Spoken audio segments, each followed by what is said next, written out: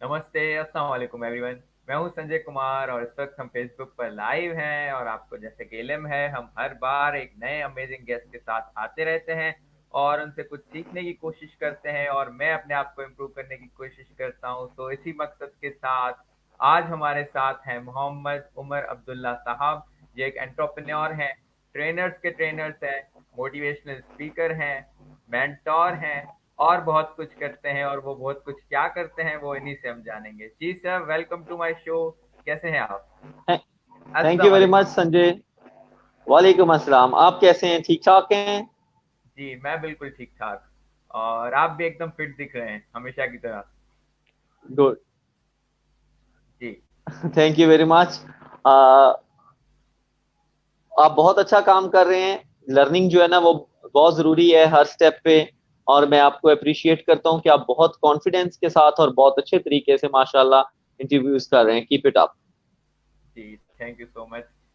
तो मैं आपसे ये जानना चाहूंगा कि आप इस लॉकडाउन को पहले तो हमें बताएं किस तरह प्रोडक्टिवली इस्तेमाल कर रहे हैं। हाँ जी। ये लॉकडाउन मेरे लिए बड़ा ही प्रोडक्टिव रहा है इस हवाले से कि मैंने बहुत पहले से सोचा हुआ था कि मैंने जो कुछ सीखा हुआ है वो मैं किसी तरीके से यूट्यूब पे जो है वो सारी वीडियोस बना के डालूंगा। 2017 से मैंने अपना चैनल बनाया हुआ है इसी नाम से, मोहम्मद उमर अब्दुल्ला के नाम से। लेकिन मुझे वक्त नहीं मिल रहा था। जी। कुछ टाइम मिला, वीडियोस अपलोड की, लेकिन फिर उसके बाद टाइम ही नहीं मिला। कुछ जॉब रिस्पॉन्सिबिलिटीज इस तरह की। लेकिन इस लॉकडाउन में जो सबसे मजेदार काम हुआ है वो ये हुआ है कि मैंने वीडियोस जो हैं वो लोगों के लिए अपलोड करना शुरू कर दी हैं। और बहुत कुछ जो है वो मैंने अल्हम्दुलिल्लाह इस लॉकडाउन के दौरान मैंने सीखा। मैंने वीडियो एडिटिंग के स्किल्स जो है वो अपने मजीद बेहतर कर लिए। थंबनेल वगैरह कैसे बनाते हैं वो सीख लिया। जूम पे मैंने खुद बनाई, मीटिंग्स वगैरह स्टार्ट की। और इस तरह हमने अपने टीचर्स को भी ऑनलाइन ट्रेनिंग करवाई। तो बहुत सारे, एक लंबी लिस्ट है टूल्स की जो इस लॉकडाउन के दौरान अल्हम्दुलिल्लाह सुम्मा अल्हम्दुलिल्लाह मैंने सीखी। और मैं कोशिश भी कर रहा हूँ जो कुछ मैंने सीखा है वो मैं अपने टीचर्स को, अपने स्टूडेंट्स को जो है वो मैं सिखाऊं ताकि यूट्यूब के जरिए, ताकि वो लोग भी इससे फायदा उठा सकें। जी। तो पहला सवाल तो मैं हमेशा यही करता हूँ कि जो मेरे ट्रेनर्स मेरे गेस्ट होते हैं जब, कि आप प्रोडक्टिवली किस तरह वक्त को इस्तेमाल कर रहे हैं इस लॉकडाउन में, जैसे कि लोग पहले ही मोटिवेटेड हो सकें। और अब मैं ये आपसे जानना चाहूंगा कि आपका इंट्रोडक्शन, आपका तारुफ, तो आप हमें अपने बारे में बताएं कि जिस तरह हम और अच्छे से आपको जान पाएं। जी। मेरा ताल्लुक गुजरात से है, पंजाब से। ठीक है जी। और मैंने अपनी जो एजुकेशन है वो स्टार्ट में तो हम दुबई में थे, वहीं पे मैं पैदा हुआ। वहां से मैंने प्राइमरी एजुकेशन जो है वो हासिल की। उसके बाद हम यहाँ पे आ गए। फिर मैंने एफएससी की। एफएससी के बाद मैंने बैचलर्स किया कंप्यूटर साइंस में। और उसके बाद मैंने मास्टर्स किया इंफॉर्मेशन टेक्नोलॉजी में। फिर बीएड और एमएड किया सरगोदा यूनिवर्सिटी से। फिर मैंने पंजाब यूनिवर्सिटी से एलएलबी किया। आजकल मैं एमएस कर रहा हूँ कंप्यूटर साइंस में। और मैं इस बात पे यकीन रखता हूँ कि मैं पढ़ूंगा तो बड़ा होके कुछ बनूंगा। बिल्कुल सर, बड़ा होके बिल्कुल सर, ऐसा ही है। तो अमेजिंग सर, इतनी डिग्रियां, कोई खास वजह हमें बताएं कि क्या इतनी डिग्रियां हासिल करने की आप में ये इंस्पिरेशन कहाँ से आई? देखें, बहुत जरूरी बात है कि संजय, हमारे यहाँ ना एक ट्रेंड डेवलप हो रहा है जिससे मुझे बहुत डर लग रहा है। और वो ट्रेंड है यूनिवर्सिटी ड्रॉप आउट का। हम सब के यहाँ ये समझ रहे हैं कि जनाब Bill Gates university drop out हो गए, फेसबुक के ऑनर हो गए, तो हम लोग भी यूनिवर्सिटी की एजुकेशन को छोड़ के हम बहुत कुछ जो है ना वो कर लेंगे। लेकिन यहाँ पे मुझे बताने की बात यह है कि भाई वो हार्वर्ड से जो है ना वो ड्रॉप आउट थे। आप यहाँ से हमारे पाकिस्तान की यूनिवर्सिटियों से ड्रॉप आउट होने की कोशिश कर रहे हैं। पहले ही जो है वो नॉलेज और प्रैक्टिकल जो चीजें हैं वो बहुत कम है। लिहाजा मेरी मोटिवेशन क्या थी? मेरी मोटिवेशन थी मेरे वालिद साहब, मेरे फादर। मेरे फादर, मेरी मदर एक दिन भी स्कूल नहीं गए। उन्होंने कुरान पाक नहीं पढ़ा क्योंकि हालात इस तरह के थे। मेरे फादर 40 ईयर्स के लिए दुबई में काम करते रहे। उन्होंने ना कोई प्लॉट बनाया, ना कोई मकान बनाया, कोई चीज भी नहीं बनाई। सिर्फ और सिर्फ वो कोशिश ये करते रहे कि हमारी जो एजुकेशन है उन्होंने सारा कुछ हम पे इन्वेस्ट किया। और मुझे हमेशा इस बात की खुशी होती कि मैं सबसे पहले जाके अपने फादर को बताता हूँ कि ले अब्बू जी, मैंने ये LLB की डिग्री भी मुकम्मल कर ली है, ले ये मैंने बैचलर्स एजुकेशन में भी कर लिया, ले ये मैंने मास्टर्स एजुकेशन में भी कर लिया। तो अल्हम्दुलिल्लाह सुम्मा अल्हम्दुलिल्लाह, मैं ये समझता हूँ कि जब तक हम पढ़ते रहेंगे उस वक्त तक हम आगे बढ़ते रहेंगे। जब हमने पढ़ना छोड़ दिया, बिल्कुल। जब हमने तालीम हासिल करना छोड़ दी, उस वक्त हमारी जो प्रोग्रेस है वो रुक जाएगी। सर्वाइवल ऑफ द बेस्ट होता है, ये डार्विन सिर्फ थ्योरी नहीं है, बल्कि जो है वो हर जगह पे ये थ्योरी अप्लाई होती है। आप अगर अपने आप को साथ साथ अपडेट करते रहेंगे, जो डिग्री आपके प्रोफेशन के लिए जरूरी है, जो डिग्री जो स्किल्स आपकी जॉब के लिए जरूरी है या आपके बिजनेस के लिए जरूरी है, अगर वो आप साथ साथ करते रहेंगे तो आप सरवाइव कर सकेंगे, वरना इस कंपटीशन के दौर में आप सरवाइव नहीं कर सकते। बिल्कुल सर, ऐसा ही है। सर, तो आप ट्रेनर हैं, ट्रेनर्स के भी ट्रेनर हैं, जैसे कि मैंने पहले ही मेंशन किया। तो हु इज द ट्रेनर? एक ट्रेनर होता कौन है? क्या उसकी कैसे वो चेंजिंग लाता है एक स्टूडेंट की लाइफ में, एक एंटरप्रेन्योर की लाइफ में, एक ग्रूमिंग एंटरप्रेन्योर की लाइफ में? तो इसके बारे में बताएं कि who is the real trainer. जी, बहुत अहम सवाल है। मैं किसी गूगल की डेफिनेशन पे नहीं जाऊंगा, मैं किसी और जो है ना वो बुक का हवाला नहीं दूंगा। मैं सिर्फ ये कहूंगा कि ट्रेनर हमेशा वो होता है जो अपने एक्सपीरियंसेस को अपने ट्रेनीज के साथ शेयर करता है। जो काम आपने खुद ना किया हो बतौर ट्रेनर, वो आप दूसरों को ना करें। अच्छा ट्रेनर होता ही वो है। अगर मैं वक्त की पाबंदी नहीं करता तो मुझे नहीं कहना चाहिए कि संजय साहब आपको टाइम की पाबंदी करनी चाहिए। अगर मैं खुद जो है वो पढ़ता नहीं हूं, अगर मैं खुद अपने आप को अपडेट नहीं कर रहा, अगर मैं खुद लेटेस्ट टेक्नोलॉजी को नहीं सीख रहा, तो ट्रेनिंग में जाके मुझे कोई हक हासिल नहीं है कि मैं अपने टीचर्स को कहूं कि जी आप बहुत जो है ना वो इस तरह का दौर आ गया, आप ट्रेनिंग हासिल करें, आप नई टेक्नोलॉजी सीखें। तो ट्रेनर की पहली डेफिनेशन ही ये है कि he should be role model. उसको वो प्रैक्टिकल एग्जाम्पल सेट करे, वो अपनी स्टोरी साथ शेयर कर सके। हम ट्रेनिंग में बहुत सारे लोगों की स्टोरीज शेयर करते हैं, बहुत अच्छी बात है, लेकिन मैं समझता हूं कि मिसाल देना बहुत आसान है और मिसाल बनना बहुत मुश्किल है। तो ट्रेनर को बाकी सबके लिए मिसाल बनना चाहिए। बिल्कुल सर, अमेजिंग। मतलब एक ही डेफिनेशन में, एक ही लाइन में पूरी ट्रेनर की जो पूरी एक ड्यूटी है वो बयान हो जाती है। तो आपने डिग्रीज की बात की, तो बिल्कुल आप जब सही कह रहे हैं। देखें, जी मैं आपसे बहुत सारी बातें करता रहूं, उन बातों का कोई असर नहीं होगा आप पे।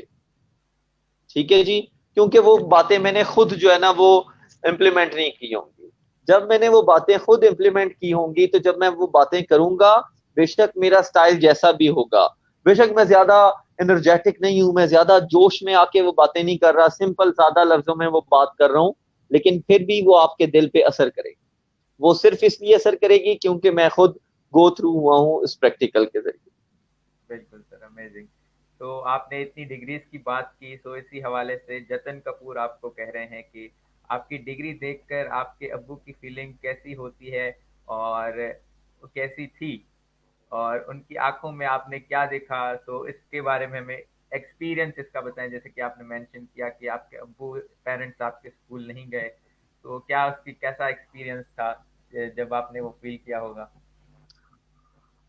जी, बहुत अच्छा सवाल जतिन ने जो पूछा है। देखें, हर पेरेंट्स ये चाहते हैं कि वो जो कुछ खुद नहीं कर सके उनके बच्चे वो कंप्लीट करें, क्योंकि दुनिया में दो ही बंदे ऐसे होते हैं जो आपकी प्रोग्रेस से खुश होते हैं।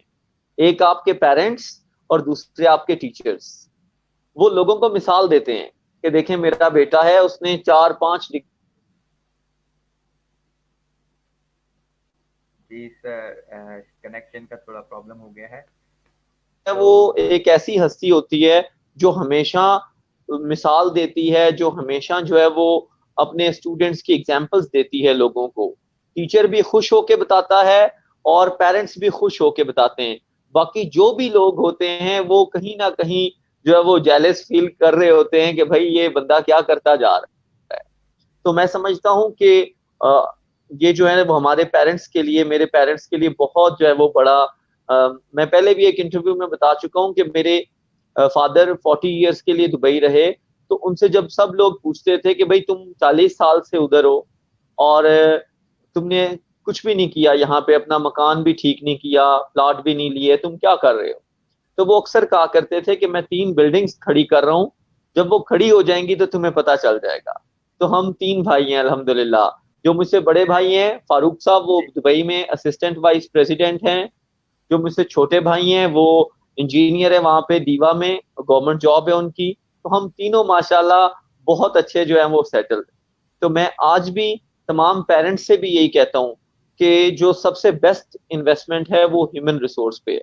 अपने बच्चों पे इन्वेस्ट करें, उनको टाइम भी दें और साथ साथ उनको अच्छी डिग्रीज, अच्छी यूनिवर्सिटीज की तरफ भी लेके जाएं और अच्छा स्किल भी सिखाएं ताकि वो फ्यूचर में कामयाब हो सके। बिल्कुल सर, अमेजिंग।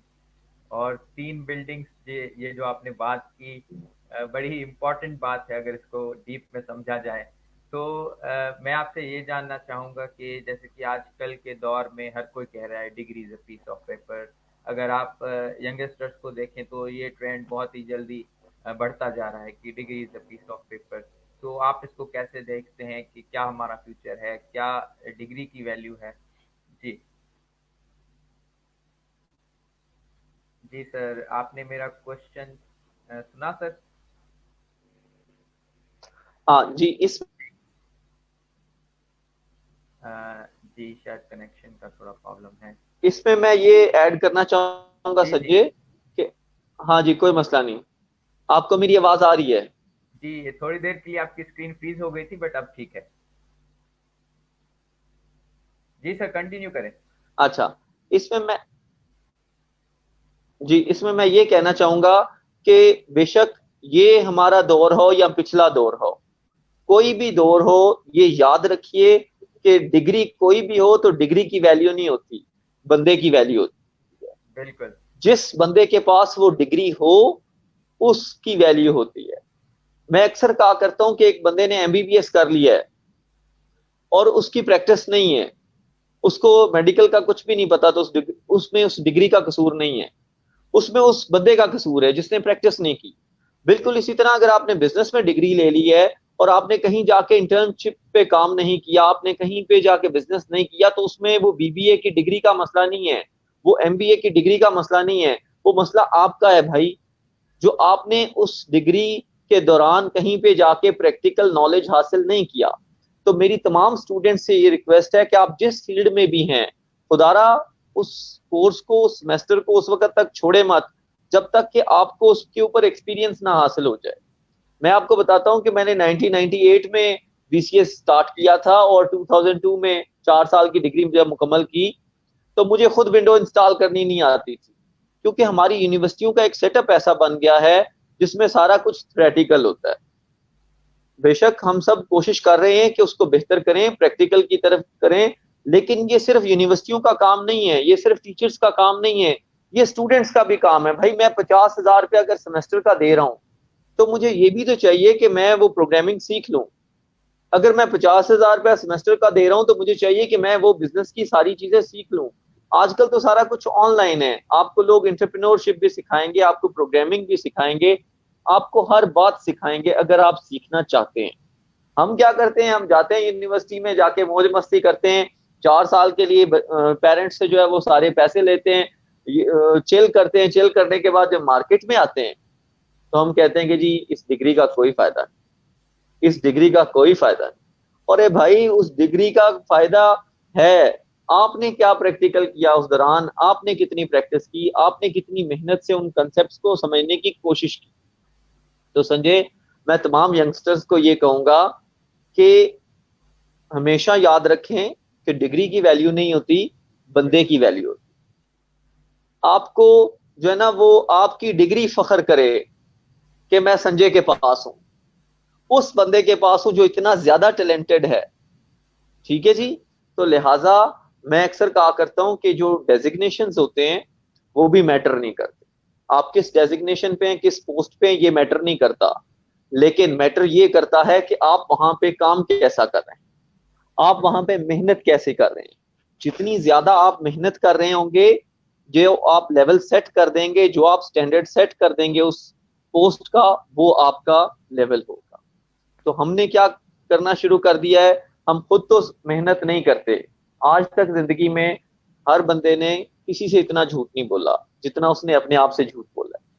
हम खुद तो बिल्कुल मेहनत नहीं करते, बिल्कुल हम खुद हकीकत तो जो है वो उस डिग्री के मुताबिक, उस कोर्स आउटलाइन के मुताबिक पढ़ते नहीं है। इम्तिहान से बहुत दिन गुजर जाते हैं, इम्तिहान से एक दो दिन रह जाता है, हम सारा दिन कहीं से नोट्स डाउनलोड करके आखिरी दिन रट्टा लगा के जाके उसको पास कर लेते हैं, और फिर हम कहते हैं कि उस डिग्री का कोई फायदा नहीं। तो बिल्कुल इसी तरह जिस तरह आपने एक स्किल सीखनी है तो आपको स्किल को टाइम देना होगा, बिल्कुल इसी तरह आप जब वो डिग्री या वो कोर्स पढ़ रहे हैं तो आपको उसको बहुत अच्छी तरह टाइम देना होगा। आपके टीचर्स मौजूद हैं, इंटरनेट मौजूद है, आप किसी से हेल्प लें, सीनियर्स मौजूद हैं, ताकि आप जो कुछ भी पढ़ रहे हैं उसकी रेलिवेंसी हो, आपके लिए वो फ्यूचर में काम आए। बिल्कुल सर।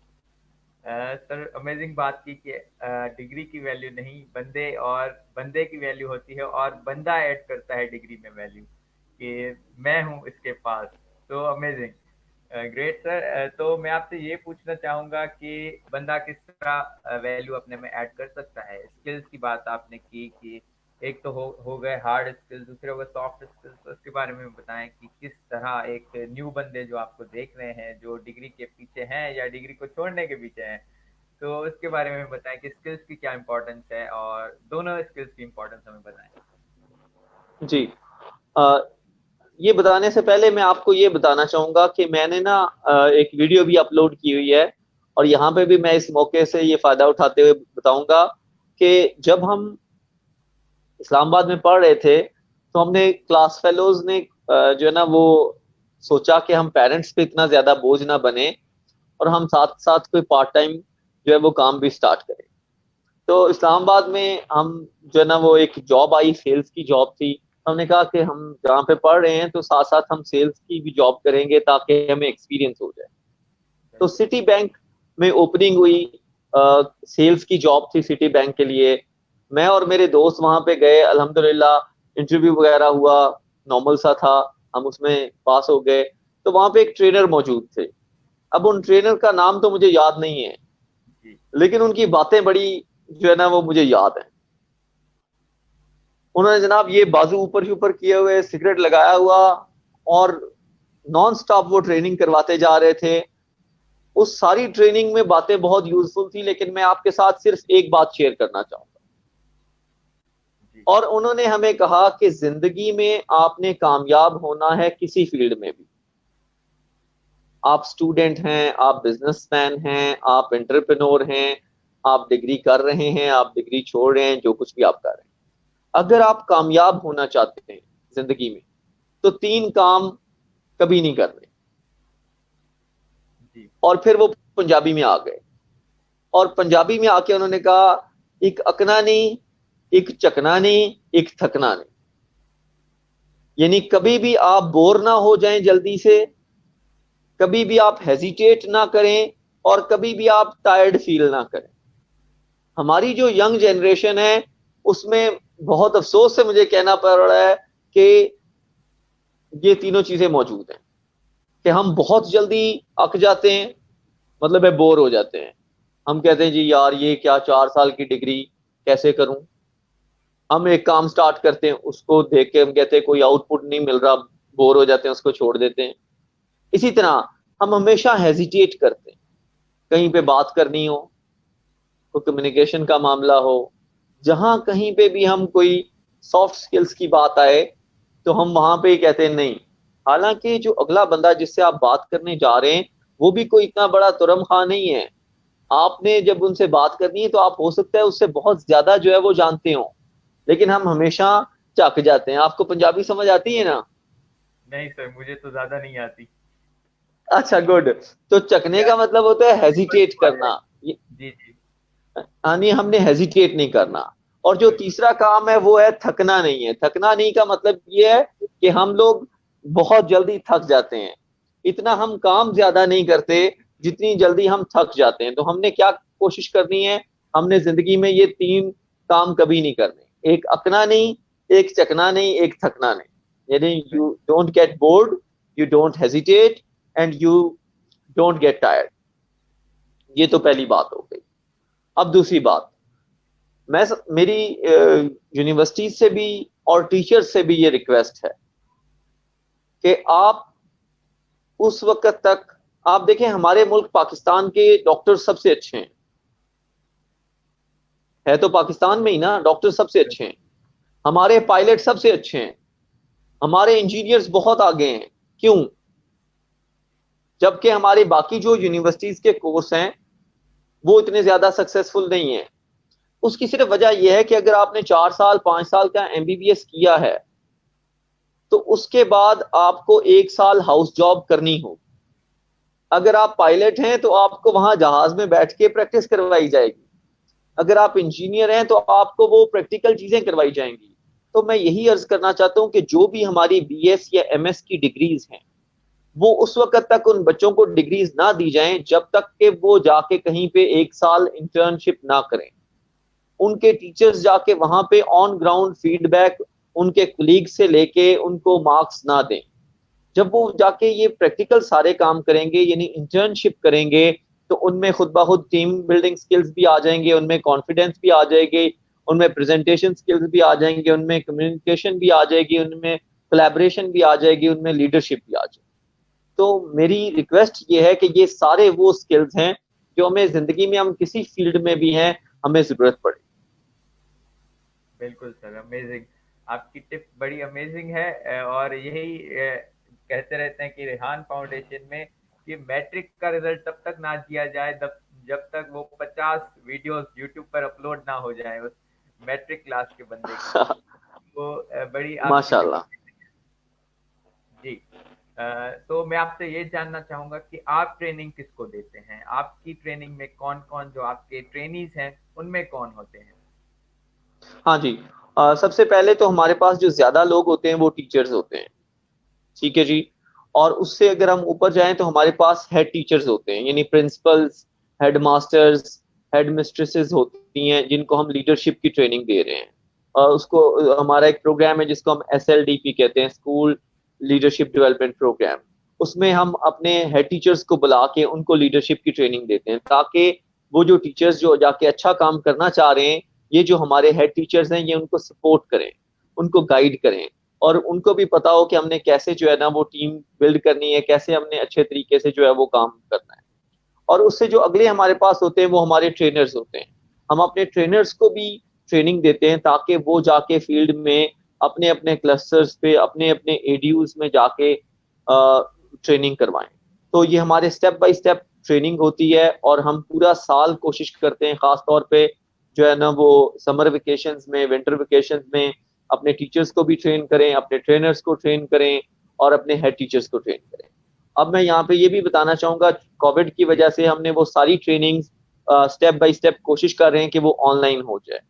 हमने अल्हम्दुलिल्लाह जो है वो पहला जो है वो सेशन बड़ी अच्छे तरीके से कंप्लीट किया, ईसीई टीचर्स का, अर्ली चाइल्डहुड एजुकेशन टीचर्स का, जिनमें हमने उनको ऑनलाइन ट्रेनिंग करवाई, जूम के जरिए ट्रेनिंग करवाई, वीडियोस के जरिए ट्रेनिंग करवाई, सारा कुछ हमने अपलोड कर दिया, साथ साथ उनसे फीडबैक लेते रहे और वो बड़ा सक्सेसफुल रहा, जिसमें हमने ऑनलाइन ट्रेनिंग जो है वो अपने टीचर्स को करवाई। जी सर, ग्रेट। सर, आप तो टीचर्स को भी मोटिवेट करते रहते हैं, स्टूडेंट्स को भी मोटिवेट करते रहते हैं, उनको इंस्पायर करते रहते हैं। आपको कौन इंस्पायर करता है, आपको कौन मोटिवेट करता है अगर जब आप डीमोटिवेट हो जाते हैं? हाँ, बहुत अच्छा सवाल है ये। देखें, डीमोटिवेशन जो है ना, मैं अक्सर कहता हूँ कि motivation is like a fuel. जिस तरह हमारी गाड़ी में से पेट्रोल खत्म हो जाता है, डीजल खत्म हो जाता है, इसी तरह मोटिवेशन भी खत्म हो जाती है। ठीक है जी।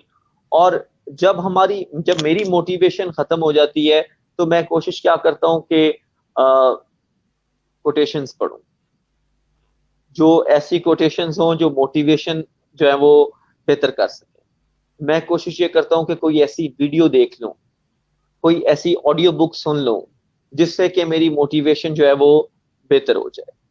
हमेशा याद रखें कि हम सब चूंकि इंसान हैं, और इंसानों के साथ मामला ये होता है कि जो है ना वो हम डीमोटिवेट हो जाते हैं। ठीक है जी। इसी तरह हमारा मेरा जो है ना वो एक प्रोफेशनल पेज है जिसपे सारी जो है ना वो एक्टिविटीज मैं साथ साथ फेसबुक पे शेयर करता रहता हूँ कि आज इधर ट्रेनिंग करवाई, आज जहाँ पे ट्रेनिंग करवाई। तो जब मैं ज्यादा डीमोटिवेट हो जाता हूँ तो मैं उसको स्क्रॉल डाउन कर लेता हूँ, मैं देख लेता हूँ, और फिर उससे भी मुझे मोटिवेशन आती है, अल्हम्दुलिल्लाह जी मेरे पास इतने पार्टिसिपेंट्स थे, अल्हम्दुलिल्लाह मेरे पास इतने ट्रेनीज थे, और वो ट्रेनीज आजकल बहुत अच्छा काम कर रहे हैं। उनको भी देख के जो है ना वो मुझे मोटिवेशन आ जाती है। लेकिन मेनली मैं कोशिश ये करता हूँ कि कोई एक ऐसा वीडियो देखूं, और वो खास तौर पे सुबह के टाइम पे देखूं, जिससे जो है ना वो मोटिवेशन का लेवल जो है वो दोबारा अप हो जाए। और साथ साथ मैं यहाँ पे ये भी बताना चाहता हूँ कि हम सब के कुछ दोस्त होते हैं, वो दोस्त ऐसे होते हैं कि उनको भी नहीं पता होता और हमें भी नहीं पता होता। जब हम उनसे बात करते हैं तो हमारी मोटिवेशन का लेवल खुद ब खुद अप हो जाता है। हम उनके साथ चाय की एक प्याली पी लें तब, हम उनके साथ कोई वीडियो कॉल कर लें तब, बेशक वो हमसे कितनी ही दूर क्यों ना हो, लेकिन जब हम उनसे बात करते हैं तो वो कहते हैं यार उमर, कल आपका इंटरव्यू देखा था, कमाल हो गया यार, आपने जो है ना वो बड़ी अच्छी बातें की। उससे मोटिवेशन लेवल अप हो जाता है। ठीक है जी। हम चीजें शेयर करते हैं। और फिर सबसे बड़ी बात यह है कि मैं समझता हूं संजय कि अगर हम उन लोगों को देखें जिनके पास उतनी नेमतें नहीं हैं जितनी हमें अल्लाह ने दी हुई है, तो हमारा मोटिवेशन लेवल खुद ब खुद ऊपर चला जाए। हमें शुक्र अदा करना चाहिए हमेशा कि हमारे पास अल्लाह ने मकान दिया हुआ है, घर दिया हुआ है, बहुत अच्छी फैमिली दी हुई है, बच्चे दिए हुए हैं, सारा कुछ है। तो ये सारी चीजें जो है वो मोटिवेशन को अप करने में बहुत ज्यादा मदद देती ग्रेट सर। सर जो एक बात आपने की कि आप जब फेसबुक अपनी टाइमलाइन को स्क्रॉल करते हैं, अगर मैं बात करूं तो मैं जब डिमोटिवेटेड हो जाता हूं तो इंटरव्यूज को देख लेता हूं, अरे मैंने इनका भी इंटरव्यू किया है, अरे मैंने सर उमर अब्दुल्ला का भी इंटरव्यू किया है। तो इससे मुझे बड़ी मोटिवेशन मिलती है। तो अब मैं आपका ज्यादा टाइम नहीं लूंगा। सर आपको मेरी आवाज आ रही है? सर आपको मेरी है। हाँ आवाज जी आ रही है? बोलिए, आप अभी आ रही है। जी, आपकी स्क्रीन थोड़ी जी आ तेज हो रही रही है। है। तो मैं आपका ज़्यादा टाइम नहीं लूँगा। तो मैं चाहूँगा कि आप हमारी ऑडियंस को, मुझे जो लोग आपको रिकॉर्डेड देखेंगे, उनको एक अपनी पूरी लाइफ से एक मैसेज दे दें कि जैसे उनको मदद मिले, जैसे मुझे मदद मिले। जी। संजय पहले तो मैं ये कहूंगा कि I am work in progress. मैं कोई ऐसी मेरी जो है ना वो बहुत बड़ी बड़ी अचीवमेंट्स नहीं है। मैं तो वर्क इन प्रोग्रेस हूँ, अपने आप को इम्प्रूव कर रहा हूँ, रोज नई डिग्रीज कर रहा हूँ, अपने आप को बेहतर करने की कोशिश कर रहा हूँ। तो मेरा मैसेज सिर्फ यही है कि आप लोग तमाम चीजों को छोड़ के, नेगेटिव थॉट्स को छोड़ के, नेगेटिव पीपल को छोड़ के, सिर्फ और सिर्फ अपने आप को बेहतर करने की कोशिश करें। अपने तमाम तर स्किल्स को बेहतर करने की कोशिश करें। रोजाना शाम सोने से पहले अपनी डायरी के ऊपर लिखा करें कि आज के दिन में आपने क्या क्या सीखा, क्या नया आपने सीखा। अगर आप सिर्फ ये एक प्रैक्टिस करना शुरू कर दें तो आप एक महीने में जो है वो 30 चीजें सीख जाएंगे, बेशक वो छोटी सी छोटी क्यों ना हो। एक साल में आप 365 चीजें जो है वो सीख जाएंगे, और आप किसी भी जगह पे होंगे बहुत ज्यादा जो है वो आप यूजफुल हो। और दूसरी बात मैं ये कहना चाहूंगा कि आप जिस फर्म में भी हैं, आप जिस ऑर्गेनाइजेशन में भी हैं, हमेशा आपको इतनी मेहनत से काम करना चाहिए कि वो ऑर्गेनाइजेशन आपकी मजबूरी ना हो, बल्कि आप उस ऑर्गेनाइजेशन की मजबूरी। बिल्कुल। ना कि उस बंदे की तरह जिसने 30 साल के लिए एक भी छुट्टी नहीं की। तो किसी ने पूछा भाई 30 साल में तुमने क्यों नहीं कोई भी छुट्टी की? उसने कहा मैंने 30 साल में इसलिए कोई छुट्टी नहीं की, ये ना हो कि कंपनी वालों को पता चल जाए कि मेरे बगैर भी कंपनी चल जाती है। तो आपको ऐसे होना चाहिए कि आपके जाने से भी फर्क पड़े रोज, और आपके ना जाने से भी फर्क पड़े। तो उसके लिए मैं अक्सर दोस्तों से शेयर करता हूं कि हमारे एक बहुत बड़े ट्रेनर हैं, रॉबिन शर्मा। तो वो कहते हैं कि हमें 10x फार्मूला के तहत काम करना चाहिए। अब 10x फार्मूला क्या है कि जितनी मुझे पे मिलती है, x इज माई पे, जितनी मुझे पे मिलती है मुझे उसको 10 से ज़रब दे के उतना काम करना चाहिए या उतनी वैल्यू डिलीवर करनी चाहिए। मसलन फर्ज कर लें मुझे अगर 50,000 पे मिलती है तो मुझे उसको ज़रब दे के महीने का 5 लाख का काम करना चाहिए। इसी तरह अगर आपका बिजनेस है, आप जॉब नहीं करते, तो जो आप कस्टमर से पैसे ले रहे हैं, फर्ज कर लें आप 1,000 रुपया कस्टमर से ले रहे हैं, तो आपको उसको 10 से ज़रब दे के 10,000 की वैल्यू डिलीवर करनी चाहिए। जब भी आप ओवर डिलीवर करेंगे, जब भी आप 10x फार्मूला के जरिए काम करेंगे, तो आप जिंदगी में कामयाब। हम क्या करते हैं, हम कहते हैं कि अगर 30,000 भाई तनख्वाह मिल रही है तो हम 15,000 का ही महीने में काम करें। फिर हम कहते हैं जी हमारी जिंदगी क्यों नहीं बदल रही, हमारी प्रमोशन क्यों नहीं हो रही, हम आगे क्यों नहीं बढ़ रहे। भाई इसलिए नहीं बढ़ रहे कि आपको जो आपको मिल रहा है उससे भी आप जो है वो अंडर डिलीवर कर रहे हैं। तो हमेशा ये कोशिश करें कि आप ओवर डिलीवर करें। जब आप ओवर डिलीवर करेंगे तो आप उस ऑर्गेनाइजेशन की मजबूरी होंगी। और हम ये समझते हैं कि भाई वो फलां भी काम नहीं कर रहा, ये फलां भी काम नहीं कर रहा, तो मैं क्यों करूं। आप जब अच्छा काम कर रहे होंगे तो आप लोगों के सामने नोटिस हो जाएंगे, आप अपनी कंपनी में नोटिस हो जाएंगे, आप अपनी ऑर्गेनाइजेशन में नोटिस हो जाएंगे। तो हमेशा कोशिश करें। और जो सबसे जरूरी बात है वो ये है कि अल्लाह गॉड हमें देख रहा होता है, और कोई नोटिस करे या ना करे, ये एक सिंपल सा रूल है कि जब भी आपने हार्डवर्क किया होगा वो कभी भी जाया नहीं होगा, वो कभी भी वेस्ट नहीं होगा। लिहाजा हमेशा कोशिश करें कि ओवर डिलीवर करें, ठीक है जी, और ज्यादा से ज्यादा वैल्यू ऐड करें दूसरों की लाइफ में। इससे क्या होगा कि आपकी लाइफ में वैल्यू ऐड होना शुरू हो जाए। ऑसम सर, तो ये होता है इस सेशन का एंड, अमेजिंग सेशन का एंड। और थैंक यू सो मच कि आज आपने हमें टाइम दिया और आपसे हमें आज सीखने का मौका मिला, आपकी जर्नी जानने का मौका मिला, ट्रेनर की डेफिनेशन जानने का मौका मिला और डिग्री की वैल्यू जानने का मौका मिला, और हमने आज बहुत कुछ नया सीखा। तो thank you so much again, thank you so much audience for thank you being. Sanjay, thank you. Okay, thank you. Thank you so much, audience, for watching us, for listening us. This is the end of this broadcast. We'll meet again with an amazing guest. So, thank you so much again. Allah Hafiz. Namaste. Welcome, Allah Hafiz.